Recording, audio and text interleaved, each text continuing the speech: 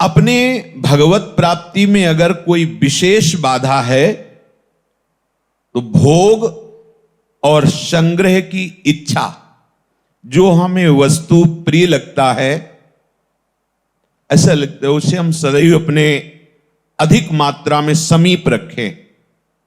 जो व्यक्ति प्रिय लगता है उसको समीप, जो अनुकूल लगता है वो समीप, संग्रह करने की इच्छा और उसे भोगने की इच्छा, यही इच्छा ही भगवत प्राप्ति में सबसे ज्यादा बाधक है।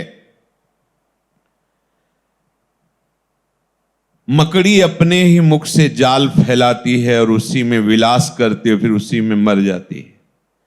ऐसे ही इच्छाओं का जाल फैलाता है विषय उपासक और उसी जाल में खेलता है, सुख का भाव रखता है और उसी में बार बार जन्म मरण का जाल फंस जाता है, नहीं निकल पाता। जो भोग और संग्रह में फंसे हुए मनुष्य हैं, उनकी प्रभु की तरफ दृष्टि ही नहीं हो पाती।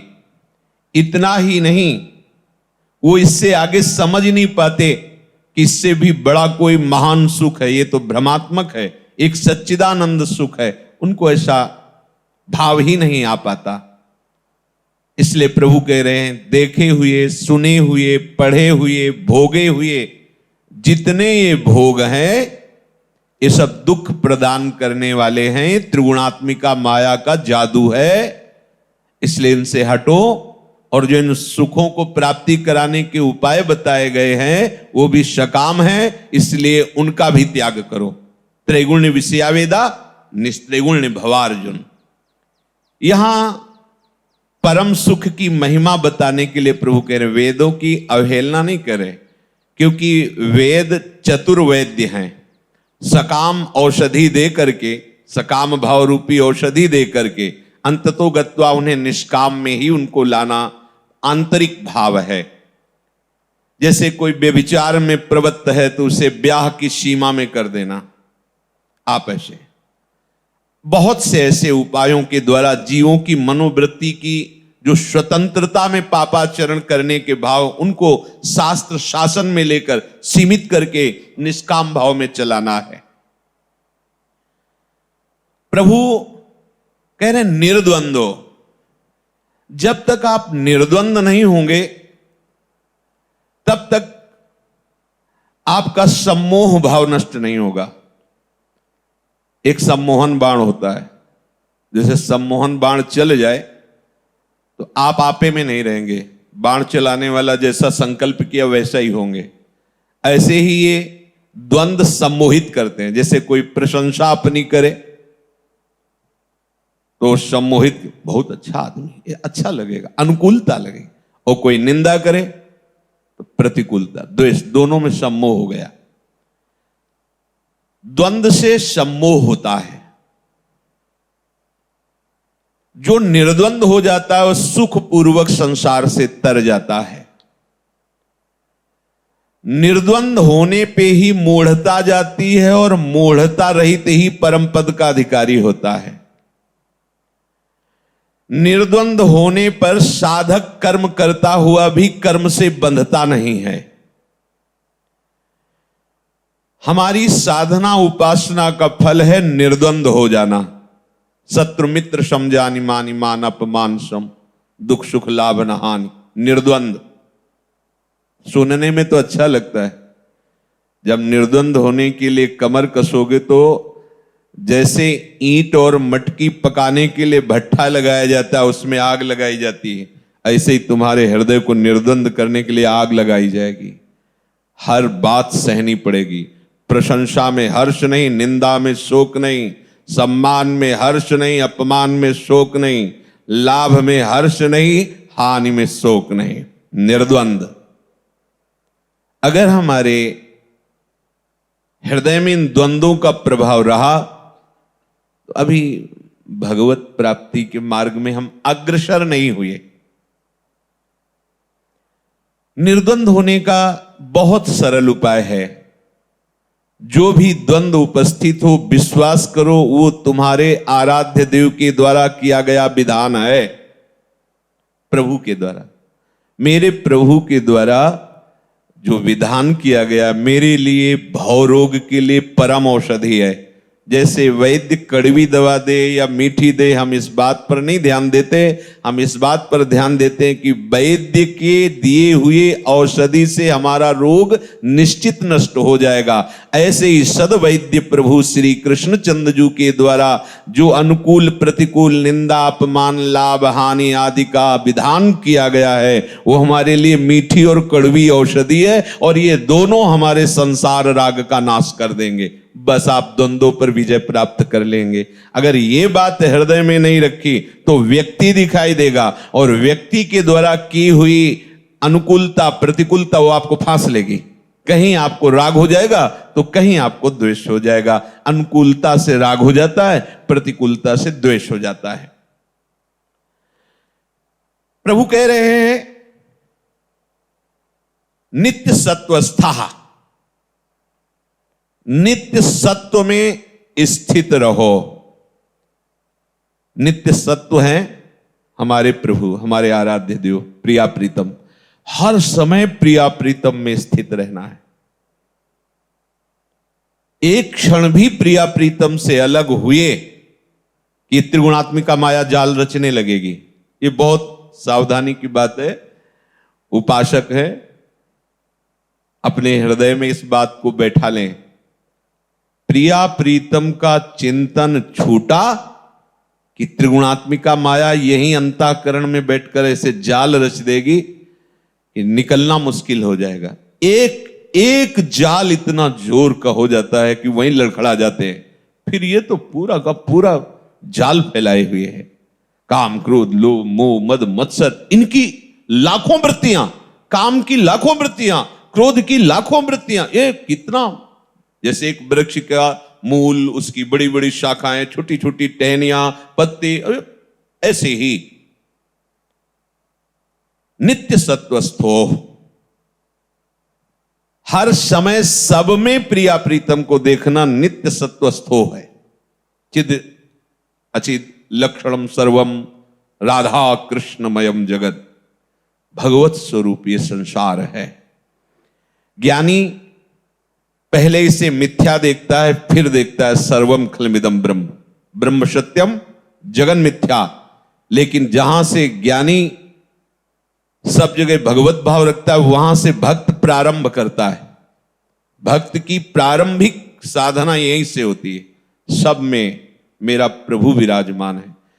अगर ये बात नहीं हुई तो कोई भी बात परिपक्व नहीं हो पाएगी। ना द्वंद्वातीत हो पाओगे, ना योग क्षेम की तरफ से बेपरवाह हो पाओगे, ना राग द्वेष रहित हो पाओगे।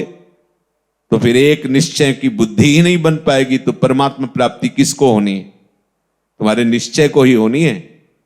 अगर तुमने निश्चय कर लिया है कि इसी जन्म में भगवत प्राप्ति करनी है, तो उसका परिणाम आपके हृदय में आना चाहिए कि आपका भोग और संग्रह में राग नहीं होगा, आपका किसी व्यक्ति वस्तु स्थान से राग या द्वेष नहीं होगा, अनुकूलता प्रतिकूलता नहीं होगी, आप द्वंद्वों में फंसेंगे नहीं, आप सब में भगवत भावना युक्त रहेंगे। अगर ये लक्षण नहीं आते तो तुम्हारे कहने से थोड़ी होगा कि हमें भगवत प्राप्ति हो गई। भगवान कह रहे निर्माण अमोहा जित संग दोषा अध्यात्म नित्या विनिवृत्त कामा द्वंद्वैर विमुक्ता सुख दुख संगई। अगर ये है तो परम पद में आरूढ़ होने का अधिकारी हो गया। अगर ये नहीं तो तुम्हारी बातें बनाने से थोड़ी होगा हमें भगवत साक्षात्कार हो गया। ऐसे थोड़ी, ऐसे भगवत साक्षात्कार थोड़ी, पहले स्थिति आती है फिर भगवत साक्षात्कार होता है। प्रभु कह रहे हैं नित्य सत्वस्था, हमारा प्रभु ही सब जगह परिपूर्ण है। ऐसी भावना से तुम्हारा हृदय भर जाए। यहां कह रहे हैं कि जो प्रभु का शरणागत होता है उसका प्रधान गुण होता है शरण्य प्रभु का हर समय चिंतन होना। किसी व्यक्ति में हमारा मन गया या वस्तु में गया या स्थान में गया, फट से हमें भावना कर, ओ ये भी प्रभु, हमारे प्रभु इस स्वरूप में। ये वस्तु के पहले प्रभु थे, वस्तु के बाद भी प्रभु रहेंगे, तो मध्य में भी प्रभु है। ये वस्तु केवल भास रही है। जैसे गले का हार या कंकण ये पहले भी सोना था, बाद में भी सोना रहेगा, बीच में कंकड़ या हार उसको नाम दिया गया है सोना ही। ऐसे ही जड़ चैतन्य अच्छा बुरा जो भी हम नाम देते हैं वो बीच का है, पर मूल में भी प्रभु थे, बाद में भी प्रभु रहेंगे, तो मध्य में भी प्रभु हैं। केवल हम प्रभु को ना देख करके इसमें फंस जाते हैं नाम रूप में। यही माया है। बहुत बढ़िया हार है, बहुत बढ़िया कंकन है, बहुत बढ़िया अंगूठी है, पर यह पता है कि यह अंगूठी स्वर्ण की है, तो आप उसके महत्व को समझ रहे हैं। अपने लोग क्या करते हैं, प्रभु ही पहले थे, बाद में भी प्रभु ही रहेंगे, बीच में भी प्रभु ही बने हुए हैं, पर हम मूल दृष्टि न रख करके बाहरी नाम रूप के रख लेते हैं। यह पत्नी, ये पुत्र, ये शत्रु, ये मित्र, ये दुष्ट, ये महात्मा, ये उत्तम, ये अधम। ये जो हमारी मान्यता माया के द्वारा बन गई है, इसको भगवत भक्ति के द्वारा मिटाना होगा। नित्य निरंतर प्रभु का अनन्य होकर शरणागति भाव से भजन करना, यह भक्त का सर्वप्रधान लक्षण है। प्रभु का होके नित्य निरंतर प्रभु का भजन करना, यह प्रधान लक्षण भक्त का है। किसी फल के लिए प्रभु को रिझाने की जो चेष्टा की जाती वो भी भक्ति है, पर यहां वृंदावन में उस भक्ति का आदर नहीं है। यहां तो प्रिया प्रीतम को सुख पहुंचाने के लिए सोचो। इसीलिए ये पहले सिद्धांत पुष्ट हो जाए तो बात समझोगे, नहीं तो जो वेद है वो चार का वर्णन करता है, धर्म अर्थ काम मोक्ष। और हमारे आचार्य चरण कह रहे हैं, धर्माद्यर्थ चतुष्टयम विजयताम किम तद वृथा वार्तया। ले, बेकार की बात हमारे सामने मत करो। धर्म अर्थ काम मोक्ष, वेदातीत, वेद से जो वेद दे रहा है वो मुझे नहीं चाहिए। धर्म अर्थ काम मोक्ष। तो हमें प्रभु से सुख चाहिए। यह भी भक्ति, बहुत जोर की भक्ति, कि हमें केवल प्रभु से सुख चाहिए, वो भी किसी वस्तु पद प्रतिष्ठा वाला नहीं। प्रभु के नाम रूप लीला गुण से मैं सदैव सुखी रहूं, यह भी महान भक्त है। पर यहां वृंदावन की उपासना है, जिसमें मेरे प्रभु को सुख पहुंचे वही मेरी बुद्धि में बात आवे, वही मेरे से चेष्टा बने, वही मेरे से संकल्प बने, जिससे मेरे प्रियालाल सुखी हो। यह बात बहुत दूर की है सबसे। अरे वो भगवान हैं, उनसे सुख लेना, हम जीव हैं, हम तुच्छ जीव हैं, वो ईश हैं, सुख समुद्र को हम सुख पहुंचाएंगे।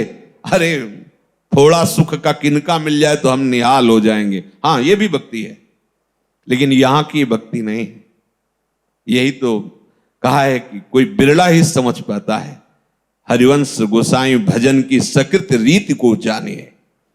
ये आचार्य शरणागत के प्रभाव से भाव आता है, लाडली लाल को सुख पहुंचाना, लाडली लाल को सुख पहुंचाना। बिक जाते हैं लाडली लाल, ऐसे उपासक के हाथ बिक जाते हैं। प्रिया प्रीतम के सुख का थोड़ा भी विधान, और वो महासुख की राशि, और आप उनके सुख के लिए दो पल्लव सजा दिए, दो फूल सजा दिए, वो इतने करुणामय हैं कि उनको लगता है क्या दे दूं। नहीं, माया नहीं, कोई पद प्रतिष्ठा नहीं, नहीं, ये धोखे में नहीं डालना। वो अज्ञानी है, भले मांग रहा है, लेकिन मेरे पास आए, अब मुझे बनावट नहीं देना, इसको ये माया की बनावट नहीं दे। अब मैं आपका हो गया, प्रभु उसके अधीन हो, प्रभु उसके अधीन हो जाते हैं। अब भावे मोहि जोई सोई सोई करें प्यारे, ये वृंदावन का प्रेम रस। इसीलिए पहले जीवत्व से उठो, देह भाव से उठो, तब इस भाव को समझ पाओगे। केवल बातें बनाने से नहीं होगा। अगर देह भाव नहीं छूटा तो जरा सी परेशानी आएगी तो भूल जाओगे प्रिया प्रीतम को। अगर लोक सुखों से राग नहीं गया तो थोड़ी सी अर्थ राशि की जहां लाभ की वृत्ति आएगी तुम्हारे अंदर तो भूल जाओगे प्रिया प्रीतम को। और जहां हानि की वृत्ति आएगी तो भूल जाओगे प्रिया प्रीतम को, क्योंकि सुख का विधान तुम्हारे दिमाग में लौकिक वस्तुओं से है तो भूल जाओगे प्रिया प्रीतम। इसलिए ये काट जरूरी है, ये काट हो जाए तो आचार्य शरणागति से वो रस आ जाएगा, जिससे मन मन की रुचि जानी नेह विधि। अरे कैसे तुम्हें बताए, एक बार निकलो इस जाल से, निकलो शरीर राग से, एक बार निकलो, महान सुख बरसती रहती है श्री। हम कैसे, तुम मतलब वाणी की सामर्थ्य नहीं कि वो बात हम बता सके, बरसती रहती, सुख की उबाल आती रहती, हृदय ऐसे नाचता है महारानी जुम का आश्रय हो जाने से। कैसे बताए, कोटि ब्रह्म सुख भी न्योछावर है इनकी मंद मुस्कान पर। जो उपनिषद का चरम भाग है जिसमें जीव ब्रह्म की एकता का भाव बताया गया है, उसका फल है मोक्ष, न्योछावर है लाडली जी की मंद मुस्कान पर। ऐसा महाप्रेम रस स्वरूप हमारी स्वामिनी जी है। अलक्ष्यम राधाख्यम निखिल निगमई रप्यति तराम रसाम बोधे सारम किमपि सुकुमारम विजयते। जय हो ऐसे सुकुमार तत्व की। पर वहां तक पहुंचने के लिए इस जाल से हटना पड़ेगा। वो ही विधान बनाएंगी, शरणागत हो वही विधान, वही तो सुनवा रहे। जो अपने सुख के लिए प्रभु का भजन करता है वो भी भक्त है, ऐसा नहीं कहा जा सकता कि वो भक्ति नहीं। पहले तो समझिए देह सुख, देह सुख के भोगों की संग्रह वृत्ति, हे नाथ कृपा करो जो चाहूं वो मिल जाए, ये भी भक्त है, ये भी भक्त है। दूसरा, देह सुखों से वैराग्य हो गया, आत्म सुख की चाह, निर्द्वंद जीवन मुक्त परमहंसों का सुख मुझे मिले, ये भी महान भक्त है।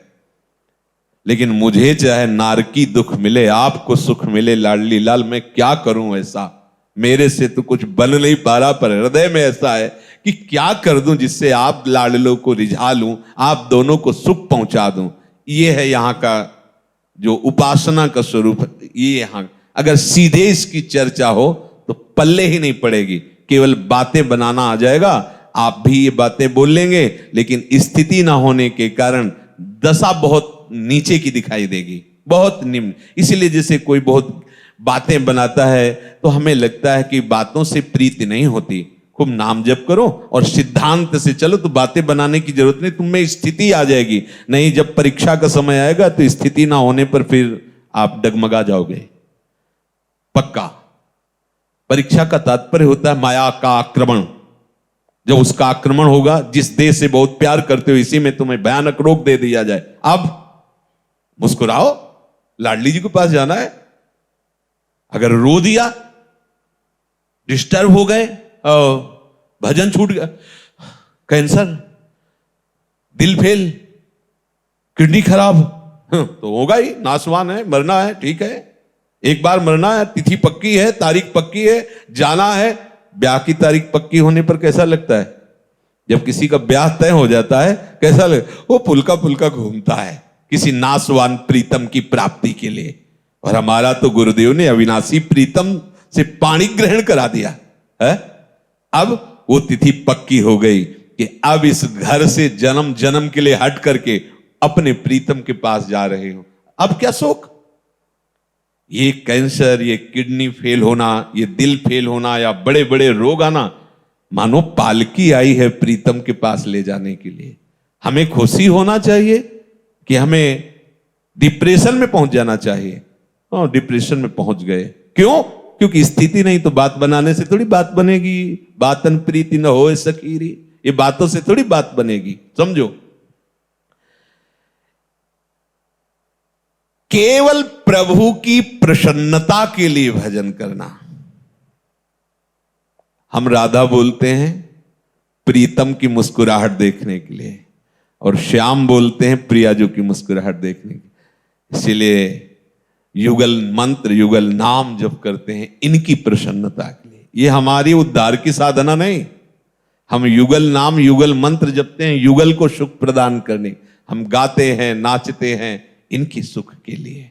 अपना अस्तित्व भूल जाना ये हमारी उपासना का रंग है, पर यहां तक चलने के लिए पीछे बहुत कुछ है, उसे छोड़ना होगा। जैसे जीवन धारण करने के लिए श्वास लेना अनिवार्य है, ऐसे ही इस मार्ग के पथिक को श्यामा श्याम का नाम जप करना अनिवार्य है। श्वास छूटी मर गए, नाम छूटा पतित हो गए। हानि हरिवंश के नाम अंतर परे, लाभ हरिवंश। पकड़ो इस बात को। सोते जागते उठते बैठते खाते पीते प्रत्येक क्रिया करते श्वासोच्छ्वास की भांति तुम्हारा नाम चलना चाहिए। कभी भी इसमें विश्राम की स्थिति नहीं आनी चाहिए नाम में। 4 घंटे हो गए, जबान दर्द, कोई कहते हैं कि जबान दर्द करने लगती है, माथा दर्द करने लगता है। हम मानते हैं ऐसा होता होगा क्योंकि आपने विषयों में अपनी ऊर्जा शक्ति खत्म कर दी है, मानते हैं। लेकिन इसी से पुनः ऊर्जा शक्ति आ जाएगी, इसी से आप में सामर्थ्य आ जाएगी। नहीं तो जबान प्रपंच की बातें करते हुए कभी थकती है क्या? कभी आपको लगता ही नहीं कि मैंने बात की है? 4 घंटे बात कर। कितने लोग ऐसे होते हैं कि वो गोंद की तरह चिपक जाते हैं, हटना चाहो तो भी बात, मतलब ऊब करके या तो डांटना पड़ेगा या तो हटना पड़ेगा, वो बातें नहीं खत्म। उनकी जबान नहीं दर्द कर रही, तुम्हें राधा राधा बोलने से जबान दर्द। कितना प्रपंच 24 घंटे सोचते रहो, कभी सर दर्द नहीं किया। श्री जी का नाम जब किए, माना कि ये माया आपको ऐसा आभास कराएगी, पर आप घबराना नहीं, महामंगल हो जाएगा, बड़ी सामर्थ्य आ जाएगी। ये छोटी मोटी बातों को लेकर भजन में कि अब इतना जब किया तो ऐसा, बोले ज्यादा भजन करने से दिमाग खराब हो जाता है।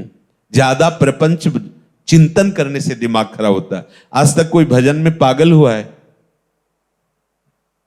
अस्पताल ले गया भाई, और वहां डॉक्टरों ने साबित कर दिया कि इसका दिमाग खराब हो गया। आज तक एक बताना उदाहरण।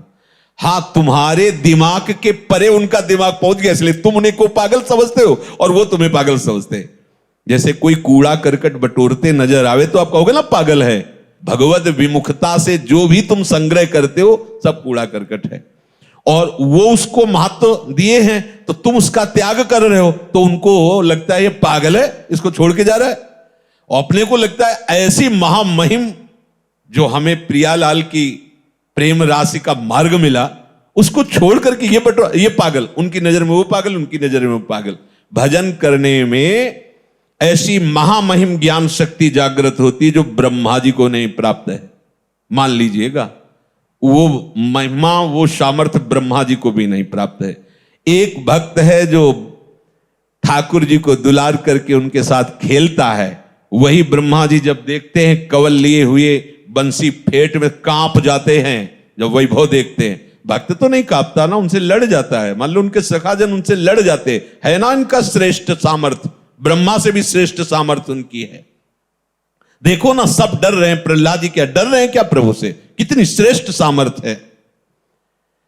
अगर किसी कारण से कदाचित क्षण भर के लिए भजन रुक जाए तो उस भक्त को ऐसी व्याकुलता होती जैसे किसी का दम घोटो, सांस बंद कर दो, मुंह बंद कर दो तो कैसा लगेगा, ऐसा उसको लगता। नाम छूट तद स्मरणेन परम व्याकुल, भजन छूट गया। अब आप लोग देखो अपने हृदय में कैसी उपासना हो रही, जरा इन बातों को पकड़िए।